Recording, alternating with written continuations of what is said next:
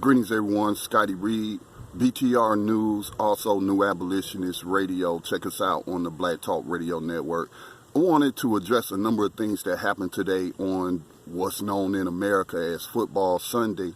And shout out to all the players who showed their solidarity with the issue of 21st century slavery and human trafficking, although specifically the media has been framing it as opposing police brutality. But police brutality and violence is just a symptom of 21st century slavery and human trafficking. A lot of people don't know how historically correct it was for Colin Kaepernick to link the police to slave catchers, because slavery was never abolished. Read the 13th Amendment and then come and speak to me if you're in disagreement.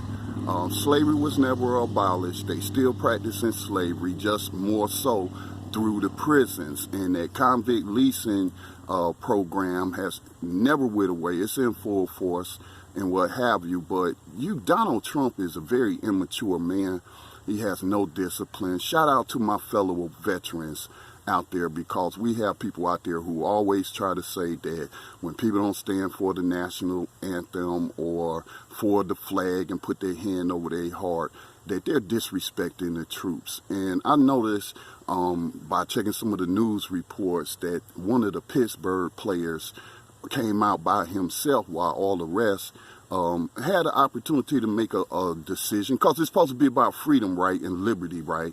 And so Mike Tomlin, the coach, said that he's not going to be part of this political game and that they're not coming out for the national anthem, but the players had a choice. So the one guy comes out, so they circulating that photo. Of course, this guy's a former veteran, and again, that kind of plays into, sorry, I'm outside, cars are riding up and down the road. And that kind of plays into this narrative where they try to link the national anthem or that flag to veterans. Again, I'm a veteran, and it's not disrespecting me in terms of people saluting, not saluting. When we were in the military, we would get punished if we did not only salute the flag, but salute, officers and things of that nature. So that becomes like program behavior into you. And I still had that program behavior when I came out the military in '92. But that kind of stuff, either or, it doesn't bother me either way. But it's supposed to be about freedom and liberty, so I'm tripping on how the president of the United States, CEO of USA Inc.,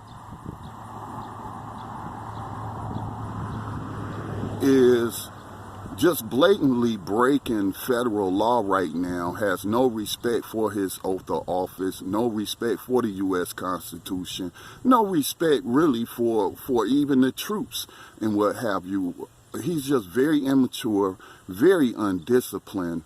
And discipline is one of the things that I learned in the U.S. military. If I didn't learn anything else, well, I did learn some technical stuff in the communication field, but this guy's no discipline whatsoever. He can't refrain himself from getting into petty bickering with either world leaders, NBA basketball players, football players, black sportscasters like Jamil Hill, and they're just allowing this man to blatantly violate the law. But that goes to show you the flaws of how the U.S. government system is set up. So what law is Donald Trump violating? He's violating the federal code that says that any member of the executive branch, that would be the president, that would be the vice president, that would be his cabinet members, that would be everybody that's a part of the administration or appointed to any position within the executive branch. And federal law expressly forbids them from trying to influence the hiring or firing of an individual. And by Donald Trump, who has done this in the past when it came to Colin Kaepernick and saying how he'll go to war with NFL owners if they don't fire Colin Kaepernick and using derogatory names towards Kaepernick. And now he's saying it again. And being very blatantly in violation of federal law. Now, the flaw is that Attorney General Jeff Sessions is not a person who practices true justice, and he's not going to enforce the law against and open up or let's say, what would be the proper route? Maybe Robert Mueller can pick this up in his investigation.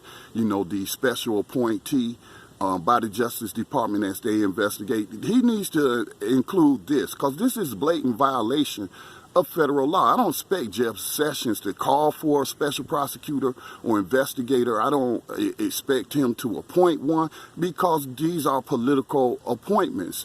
And I've said years ago that the Attorney General of the United States should be an elected position, an autonomous position, such as it is here in the state of North Carolina, where we elect the state attorney general as the top law enforcement officer. So, you know, Donald Trump is very immature, very undisciplined, a blatant violator of law, lawbreaker, and what have you. And he doesn't even really understand what liberty and freedom truly means, because he's always supported private prisons.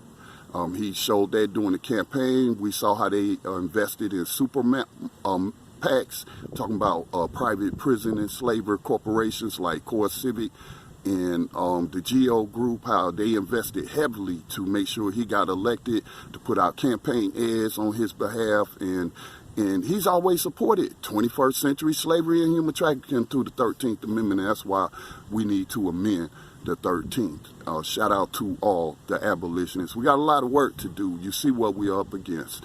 All right, this has been Scotty. Peace and blessings to all.